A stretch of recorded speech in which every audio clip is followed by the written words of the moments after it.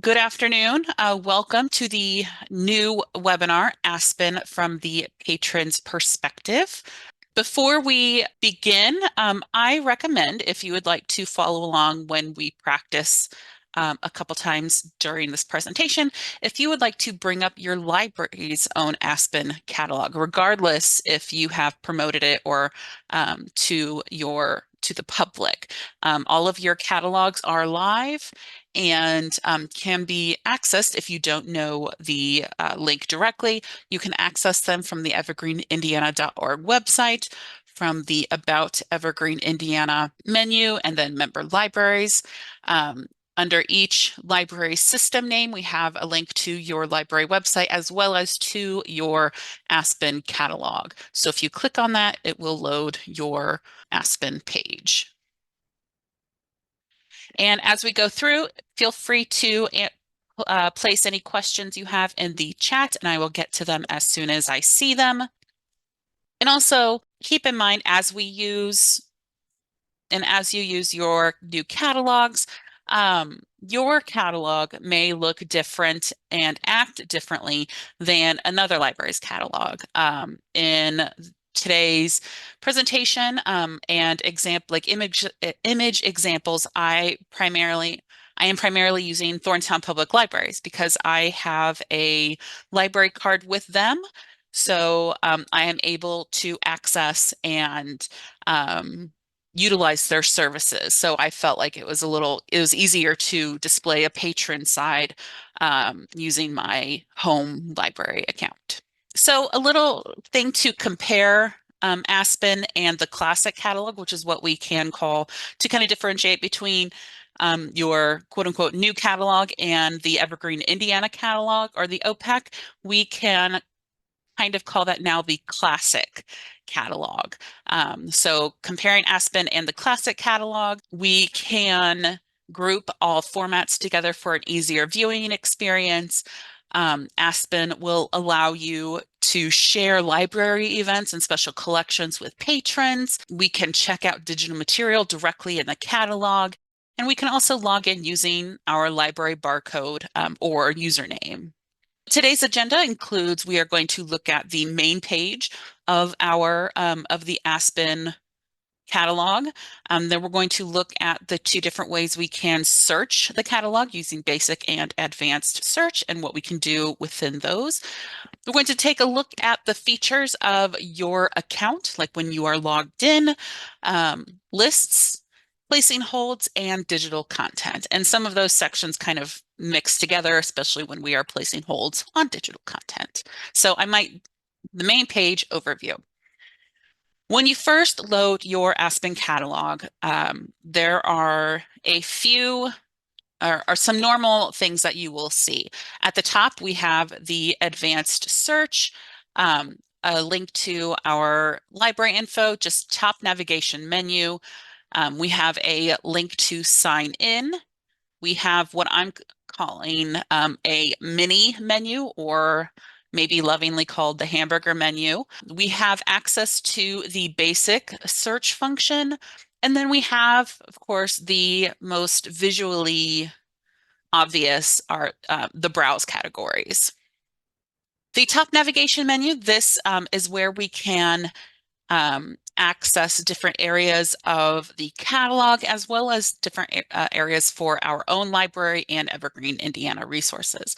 So the book icon will link you back to your main catalog page. A link to the advanced search. This just allows you to access the advanced search function and start setting that up. Library info, this menu drop-down might share some library information, including your library's website, about information, etc. Evergreen Indiana drop-down will include Evergreen Indiana resources, including a link to the evergreenindiana.org website. I believe the Indiana State Library link is in there. And then the resources drop-down menu will include additional resources like digital databases that are provided by Evergreen Indiana by the consortium, or also links to Inspire.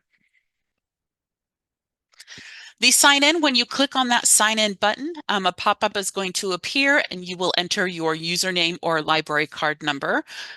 For the password, you just enter your password for your account. Remember, this is going to be the same username and password that you use to access the Classic Catalog.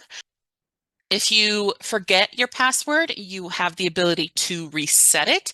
However, you will have to already have a valid email address on file in order for that to work properly. If you don't, then you will have to contact your home library to reset that for you or to add an email address.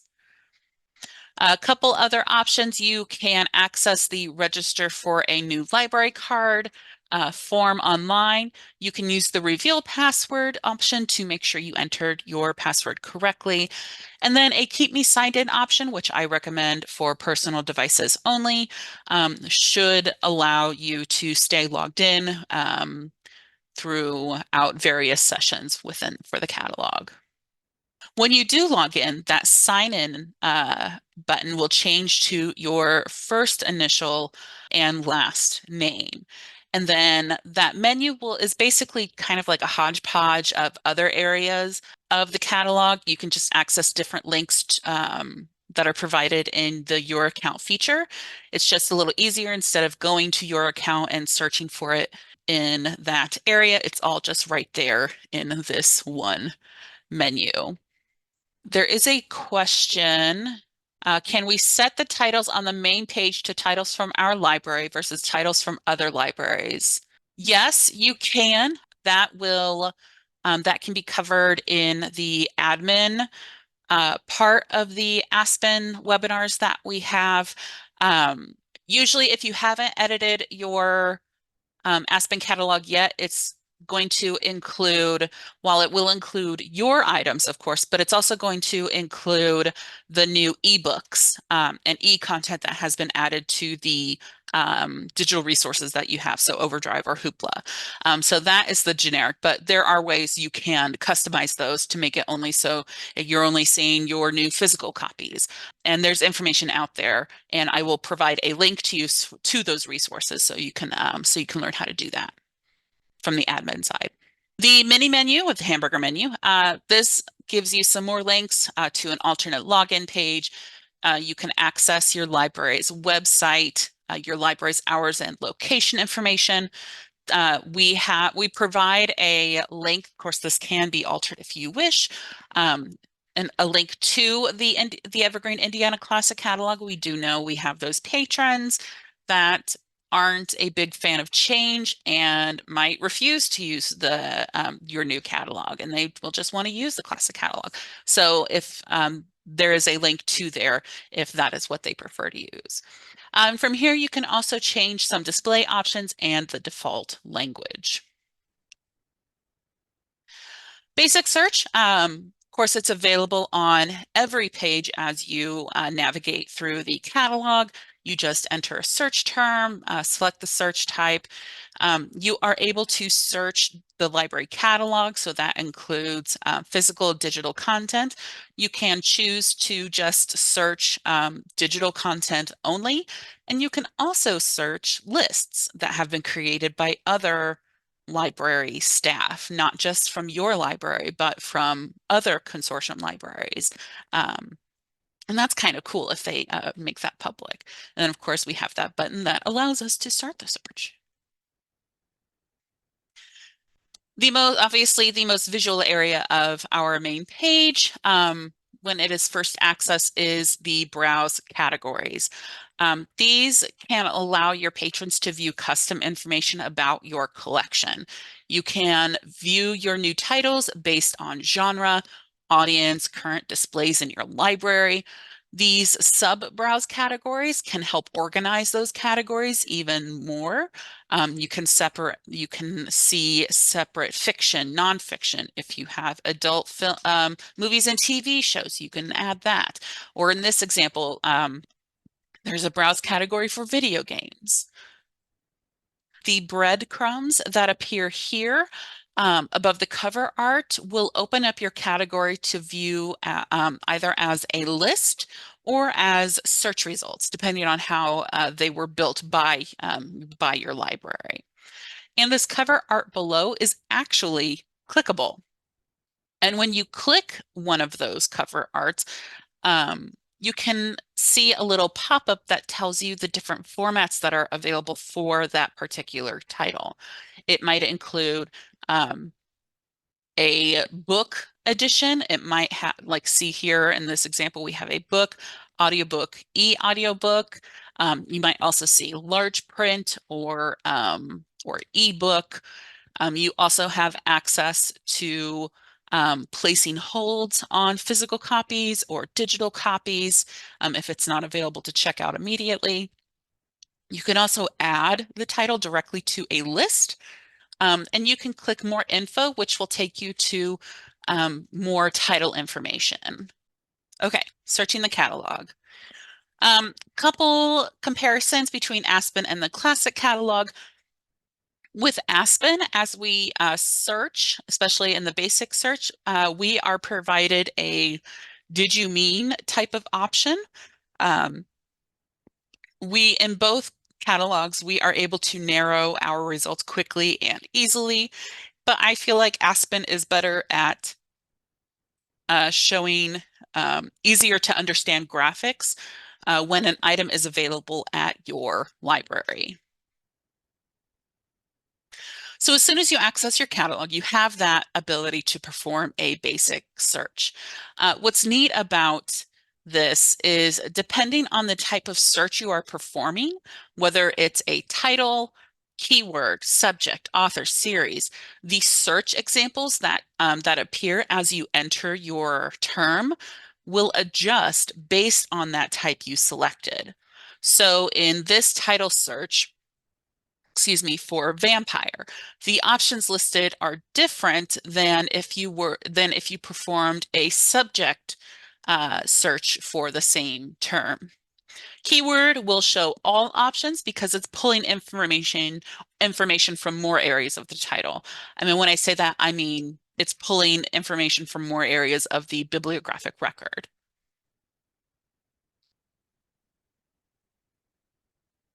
Um, when we select a title or when we finish our basic search, there's a lot we can see after we perform that, including not just our results. Here above our results, we can immediately start narrowing down our options. We can choose to filter by format. So if we have books or we just want to see ebooks or planes, audiobooks, music, and movies. Below that, we can also um, narrow it down by collection. So if we want to see the entire collection, so all of the consortium, not just your libraries, um, you can select that, and that is selected by default. Or you could select your library specific, and that will help narrow that down as well. And you can see there are numbers associated with those. So in this, the entire collection, your results would show 3557. Whereas if you were to select your libraries or this one for Thorntown Public Library, it would narrow it down to just under 2,000 results. You can also narrow it down by what is available now, whether it's physical or digital, and what is only available online.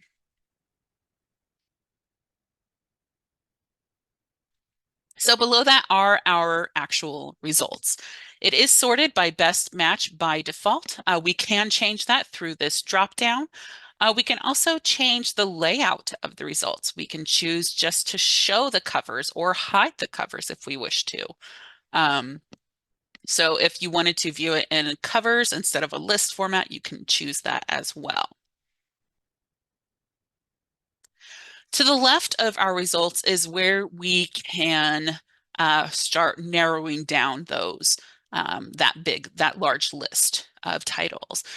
We can select the little arrow next to the filter type and then select the filter that we want to apply. So from this fiction, nonfiction, we can select one or both. Though if you select both, it's basically as if you were not using the filter. But it tells you how many of your total results are part of that filter. So fiction, nonfiction, if you want to filter by reading level, if it's available now via Hoopla or Libby or physically at your library. You can also narrow by format and other filters that we might be used to, like shelving location, pub date, language, and things like that. You can also, I didn't note this before, but there's a filter to add that's called added in the last. So this is a great way to view new material. So if it was added in the last, say, 3 months, it'll show only those titles that were added in the last 3 months. So filters can be selected one at a time, and every time you select a filter, your results are going to refresh. At the top are the applied filters, and you can easily remove those to adjust your results by clicking the red icon. And that'll just help shape your results if you find you are not seeing what you really want to see. There may be two ways to access the advanced search from your catalog. You might have a direct link in your top navigation menu to just click there for the advanced search, or, and it's not necessarily harder, but it's weird to access advanced search. Otherwise, you can click on the search type dropdown, select the advanced search option without entering any information in the field, in the like the term field, and then click search, because that's also going to take you to advanced search. It's weird, and that is why the advanced search link here was added to actually all of your library's web pages, unless you have decided to remove it or move it elsewhere. When you're on the advanced search page, you are able to enter multiple terms or phrases. You can use those optional filters. So those filters that we used after we performed a basic search, we can apply those filters before we even begin our search. We can select our search type. And I think I have found that this search tips button, this will show you tips on using advanced search and how you can use search operators to help you find what you are looking for. This is just an image of those optional filters. You can see there might be a few extra, but they are the same filters that appear after you perform a basic search. All right, let's practice. So if you want to do it as well, you can access your library's Aspen website, or you can just follow along with me I um, as I do it. So I am on Thorntown Library's Aspen catalog, thorntown.evergreenindiana.org. So first, we just want to look at the home page. Mostly, I want to look at the browse categories because, of course, that's what first catches your eye. You can see here they have a browse category for outdoor fun. We know 'tis the season where more people are getting outdoors, and so they have provided a browse category for those types of books. So let's say we click on this 50 Adventures in the 50 States book. And it's going to give me a little information about the title, and it will tell me that they have the print book on the shelf. It's located in juvenile nonfiction. It's giving me the call number and that they have one copy available. If you want to see a little more information about the book, or if there are other editions, you can click this Show Edition button, and it's going to give you a little more publication information. So when it was published and the physical description. The ebook, we can see here that this copy is checked out and that we can easily place a hold immediately through Libby.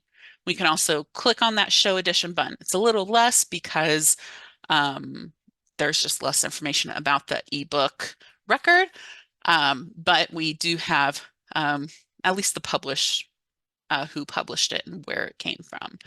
and we can add this title to a list immediately. If we were to click more info, I'll just do that real quick.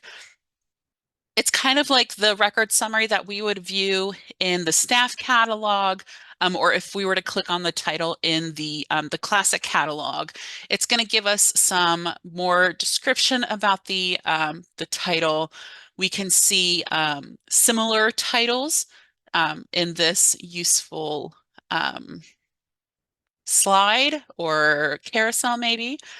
We have access to subjects used for here, some more details.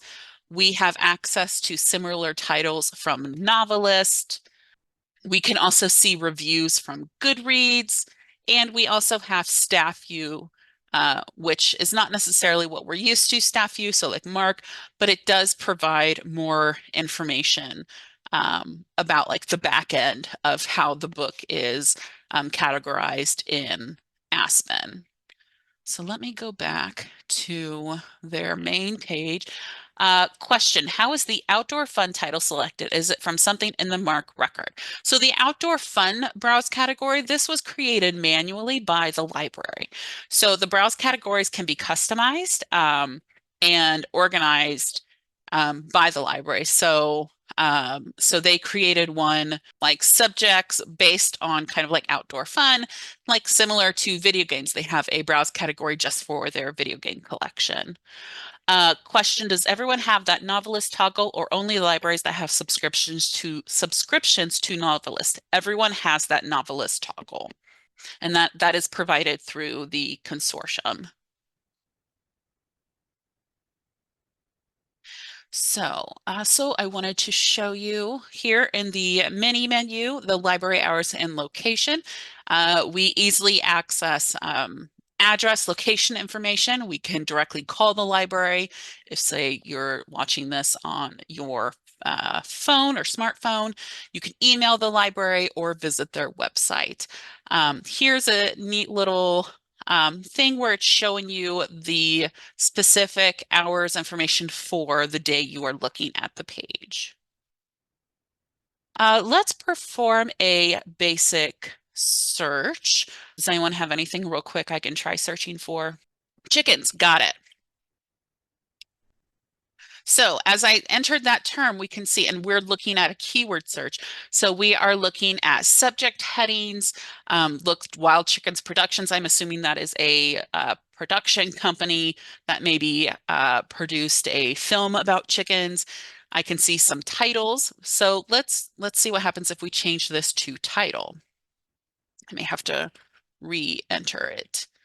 So so now we are seeing more title related options. Let's just go back to keyword and search. All right, so we can narrow our results by ebook. If I were to click on that, it's going to change that format. Let's say I want to view just Thorntown's collection. Again, this will include Overdrive or Hoopla titles. So it's not just physical unless you select that here. So format, let's say we just want books. So see how that's going to narrow down more. No results were found, even though it has that. So oh, well, I have a format category ebook, and then you put an add book. Yeah, that's gonna cause some confusion. I could select available now. So I could view one of these but since I have book, we can click Thorntown Public Library to narrow it down even more.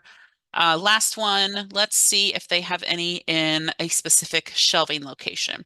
If your library has quite a number of shelving locations, it's not going to show all of them, but if you click more, you'll be able to view all shelving locations that have something in them with the term chickens. So I kind of want to see what's an adult mystery fiction. So I'm going to select that and click apply. Okay, that makes sense. So from here, we can see that The Cat Who Called Turkey is available in their adult mystery fiction with that call number. So you can find it. Um, okay, I don't want to get too ahead of myself now. So let's go back. I'm going to skip that advanced search part because you kind of get the idea for that. Okay, so we've performed a search and now we need to read the results. And we've kind of covered a little bit of this already. So as you can see, formats are grouped together. We can easily see if a title is physically available at the library or elsewhere. We can see if a digital copy is available or if a hold can be immediately placed. And then we can also preview digital material, similar to if you were to preview the material directly on your Overdrive website. We can also look at more info or add an item to a list. We also have share buttons. So if you want to email, you can tweet it, Facebook, or add it to your Pinterest page. You can do that if you'd like. The Where Is It button, this is really useful if you perform a search and the library doesn't have a physical copy, but they might have like an ebook, so that's why it's still showing up in their results. You might see an available from another library or image, and then a Where Is It link. If you click on that Where Is It link, it's going to open up a little window that tells you all of the libraries that have a copy of that title. It'll give you the number of available copies, the location, and the call number. These aren't clickable, but you can still view them from there. So let's say you are trying to learn a new language and you type that into your search field and ooh, something interesting has appeared with your results. It looks like your library subscribes to a service and they are promoting it using a placard. I'm pointing these out, even though these are made or created by your site administrators, by your personal or library site administrators. I'm pointing this out because this is what might pop up when your patrons are searching for certain keywords. So I searched for the term French because I'm wanting to learn French, and Thorntown has a placard promoting their subscription to Mango. So a placard can be a linkable image that shares information about a library's like resources or even upcoming events like a book discussion based on the keywords the library enters when they create that placard. It is super cool. Um, and I know one other that they used it for their upcoming book discussion. All right, let's take a look at your account. So comparing Aspen and the classic catalog when it comes to our account, um, the classic catalog actually has a little more freedom when it comes to updating the username, password, and email address. Um, they both are kind of equal when it comes to changing the preferred hold pickup location and hold notification settings, though I think Aspen has a bit of a leg up on that. And you can also keep your a history of checked out items and holds. So as soon as you actually log in using your library username, barcode, and password, you will see a summary of your current activities or your current account.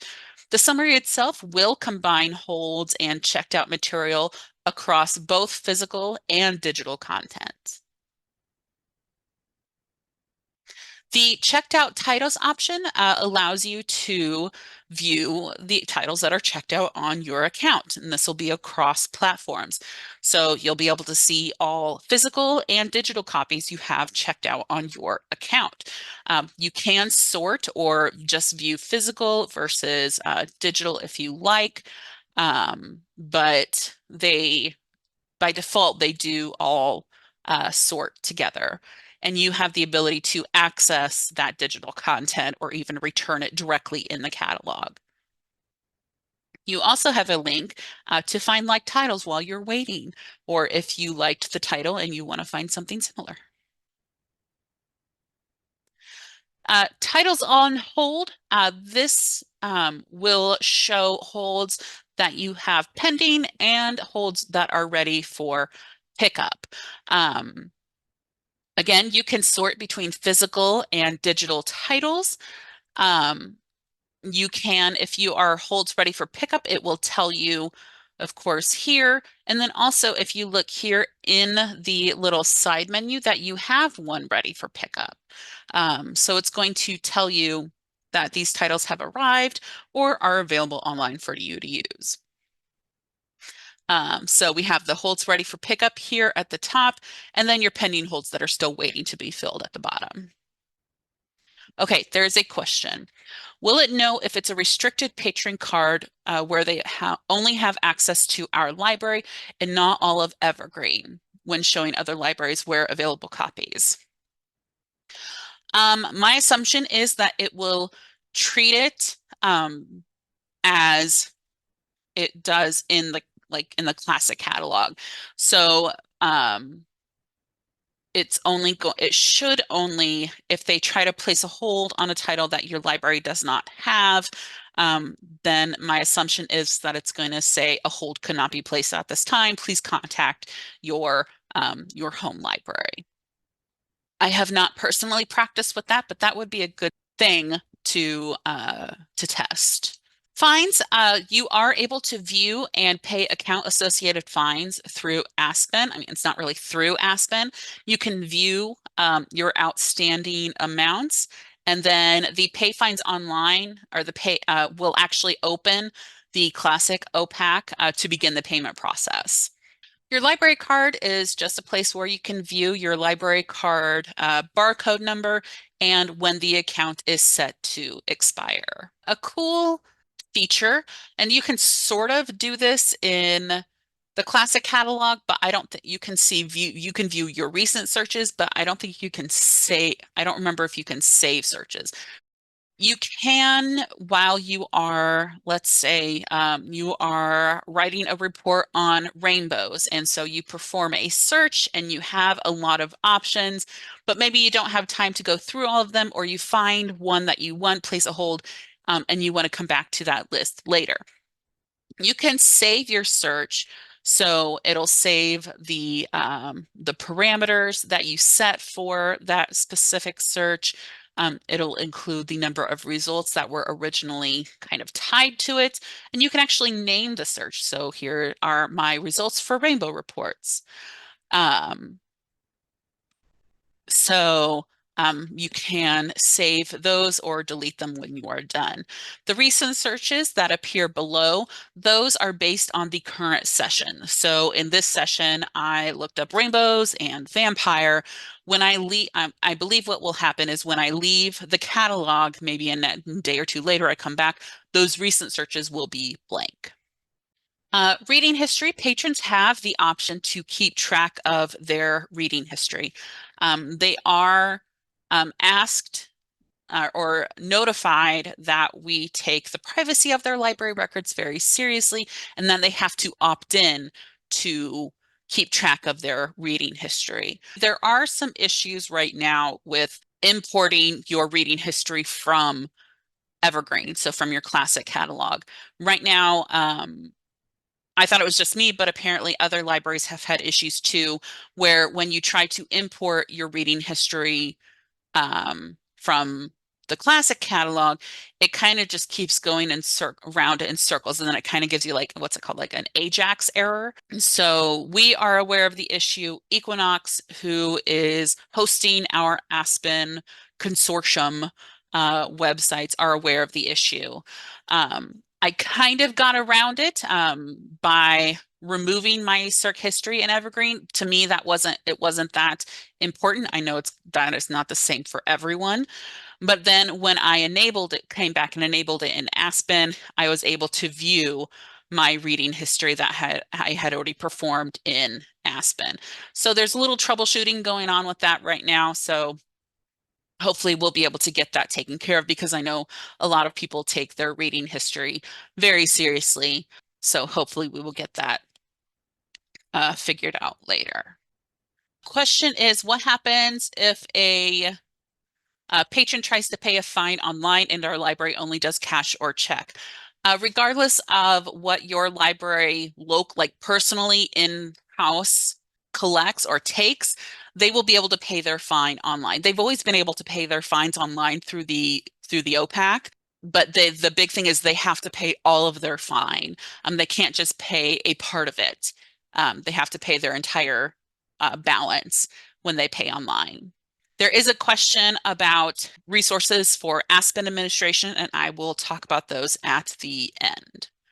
So let's look at account settings next. My preferences, your preferences. I think a neat feature of this catalog is not only can you select a preferred pickup location, but you can also select two alternates. So when you place a hold in the catalog, your preferred location will be selected, of course, but you also have the option to change it on the fly. And if you have alternate pickups selected, those two libraries are going to appear at the top of the list below your preferred pickup location. So you won't have to search for other libraries in that very long list of library names. It saves a little bit of time and is a neat library, or it's a neat option for those who frequently travel between library systems. Hold notification preferences. Patrons have the option to, of course, select if they want hold notifications via email, a phone call, or text. The same as it happens in the web client and the classic catalog. If they want a text notification, they have to enter a mobile carrier. Otherwise, it's not going to work. There's only a couple options that you can change for Libby. And to note, or you want to note that changes here. So if you make these changes in the Aspen catalog, it's only going to affect checkouts within Aspen. There's only one option in the Hoopla options setting. It's asking for confirmation before checking out from Hoopla. And what that does is when a patron requests to check out an item from Hoopla, it's going to say, you have X amount of number Hoopla checkouts remaining this month. Are you sure you want to proceed with the checkout? When they click checkout, it's going to check out that item to them. And they can turn that off in settings or selecting this don't ask again option. Personally, I probably prefer to keep this to remind me how many Hoopla checkouts I still have left. Okay, let's do some practicing. So I'm going to log in. Let's go back to the home page. I'm going to sign in.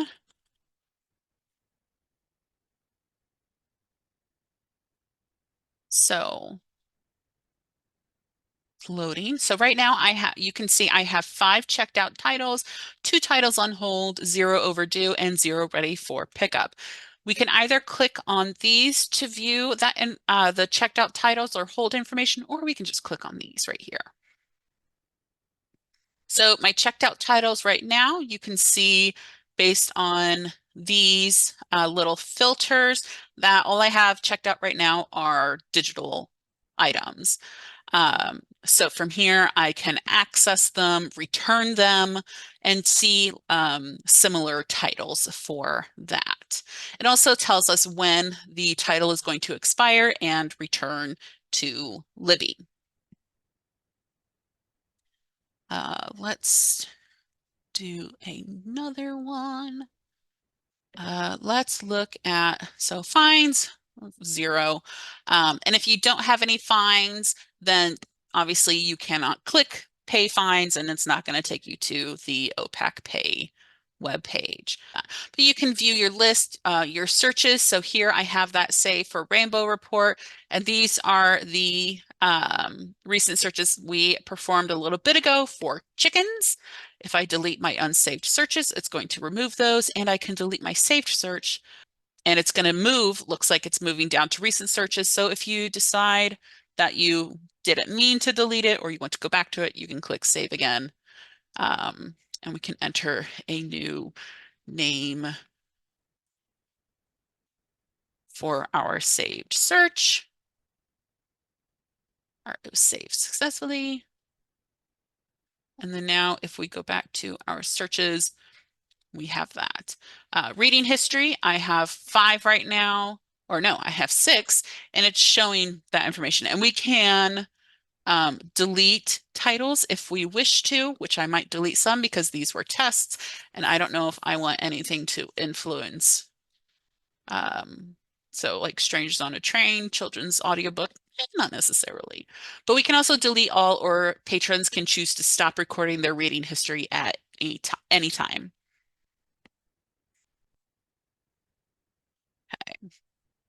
Lists.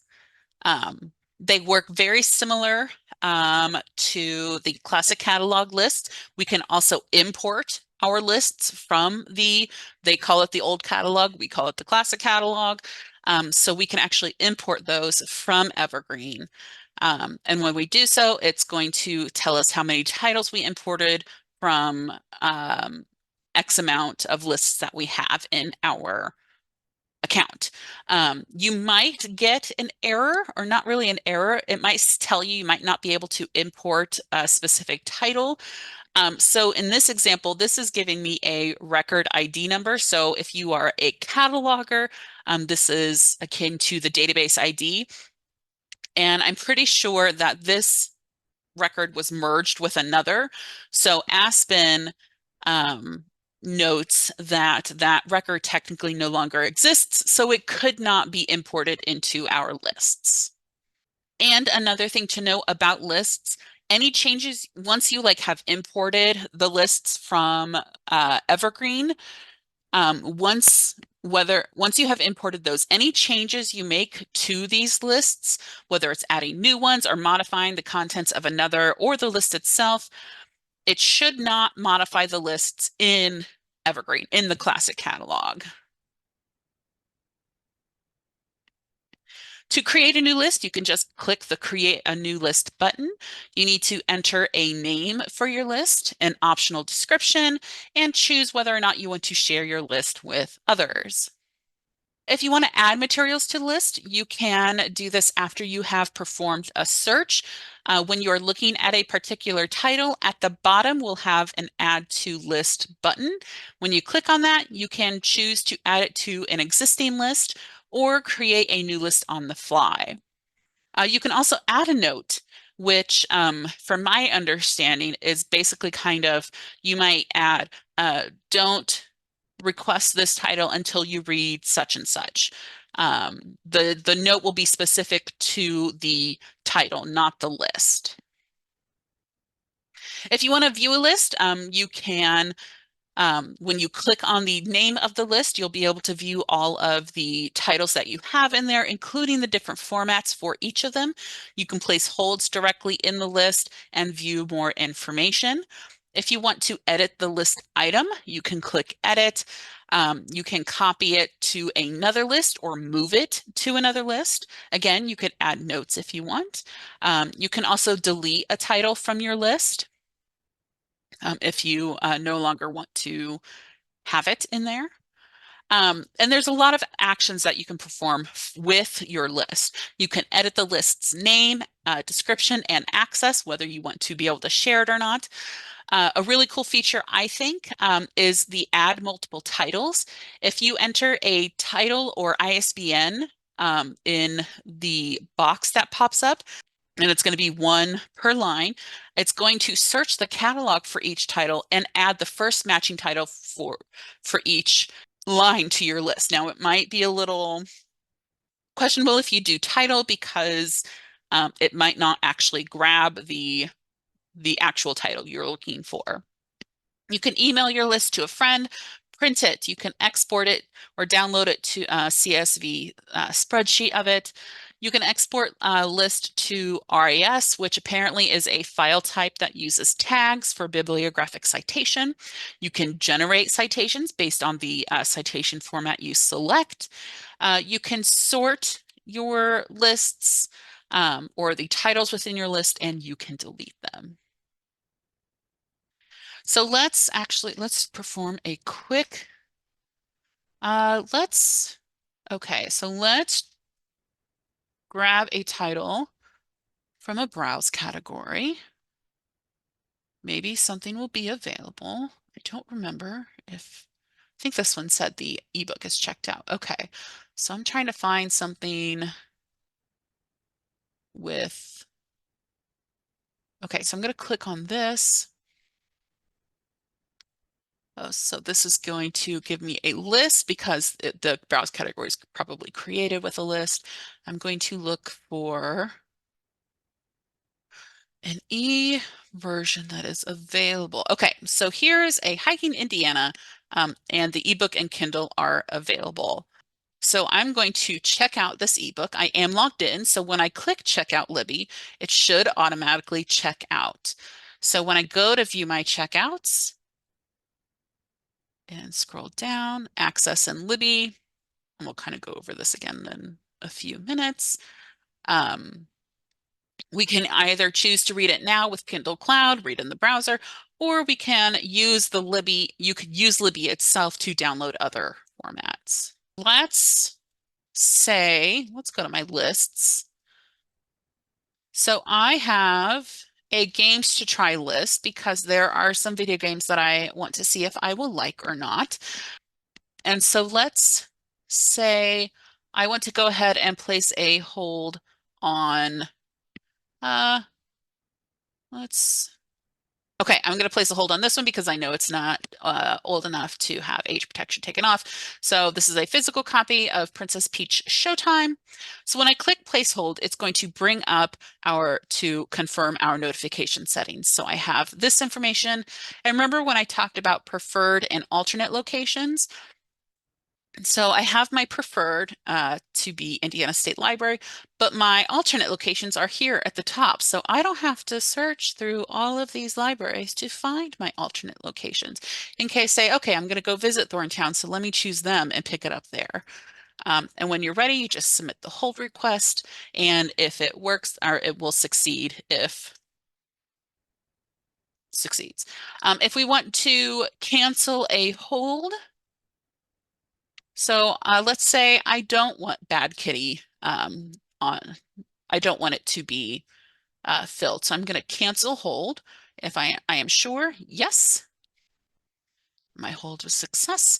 I do want to stay on position for this hold, so I'm leaving that one be. Okay, placing holds. We kind of just did it. So we have found a couple. There are some downsides to Aspen. It's not perfect. There's work being done on it all the time. So maybe in the future, we will be able to place a hold on multiple copies at one time. Right now, we cannot. So we can only do that in the classic catalog. And of course, we can do that as staff in the staff catalog.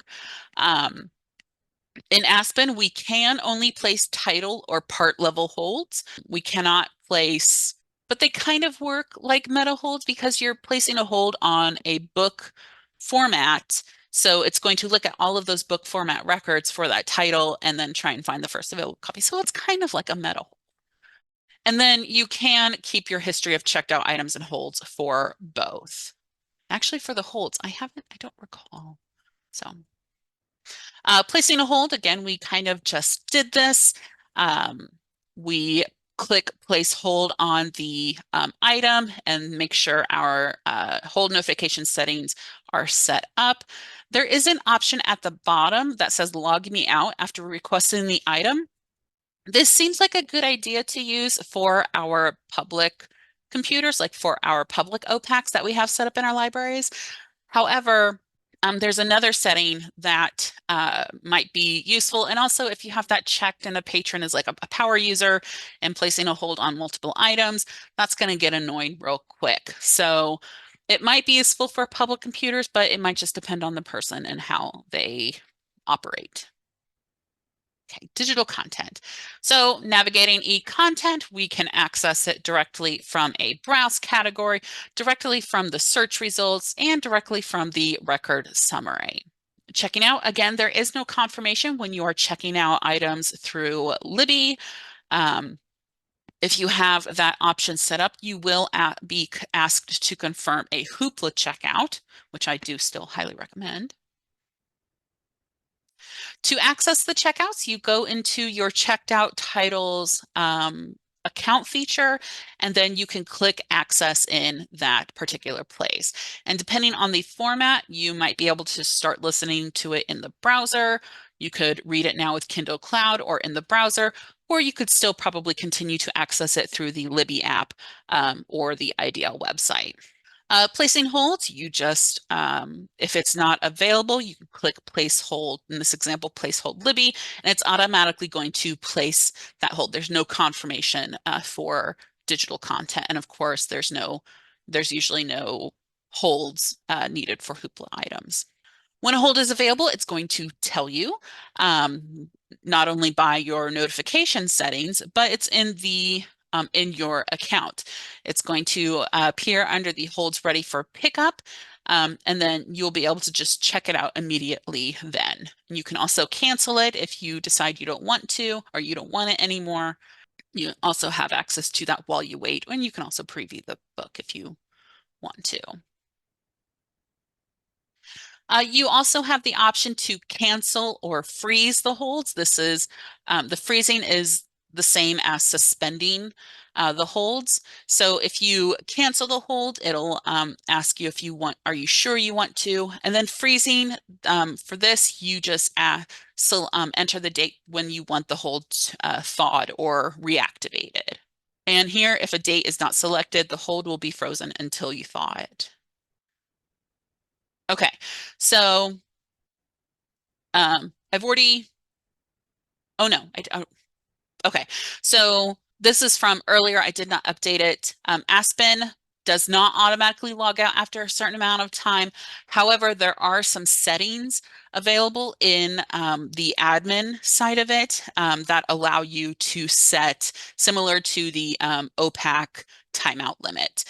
So you are able to, thank you to the training cohort for finding this. And then also there is a known issue or known bug where not everything in your collection is actually appearing in the Aspen catalog. So if you know you have that one title, but it's not appearing, it could be part of this. The admin team here at Evergreen is aware of it. Equinox, our host, is also aware of it. And so hopefully we'll be able to find something soon for that. There were a couple questions this morning that I wanted to share with you. A question was asked about Canopy. Would Canopy items show up in Aspen? And it is likely that Canopy will be sideloaded at the library level, since each library has a different collection through Canopy. So you can email Ruth if you want to know more information about sideloading Canopy if you have a subscription to that. You can also email Courtney, our new Evergreen Indiana director. And then also the next question was, what is the fastest way for patrons to get large print items? Is there a way to save this for a preference? What we found is you could perform an advanced search with just filters selected and then save the search. You don't have to enter anything into the field. This is similar to in the past when we were able to just do a blanket search for like new DVDs or something like that without any terms limiting that. We can just perform a blank advanced search, selecting filters, and then save that search so people can get to that again in the future. If you have any questions, please enter them into the chat as I share some resources. The Aspen Discovery page that Ruth put together for evergreenindiana.org includes information on training materials from for a lot of it is for the administrative side of it. So this is useful. And then also our YouTube playlist is where we have saved our other Aspen webinars that we have had, and this will be uploaded and entered into this playlist as well, so you can view it again. As I wait for other questions to come in, if you have them, thank you for attending today. I don't like my picture being taken or sharing pictures of myself, so I will share pictures of my cats. This is a picture of my cat Dinah helping me work from home. She's so helpful. Please don't hesitate to reach out to me. My contact information is there on the slide or in the PDF. If you have questions, comments, concerns about this presentation, um, or anything else. So, but I hope this was helpful for you, and I hope this will help you maybe explain a little more to your patrons as you decide to roll out your own Aspen catalog. So, excuse me. Thank you guys so much. I hope you have a wonderful rest of your day, um, and I will see you next time.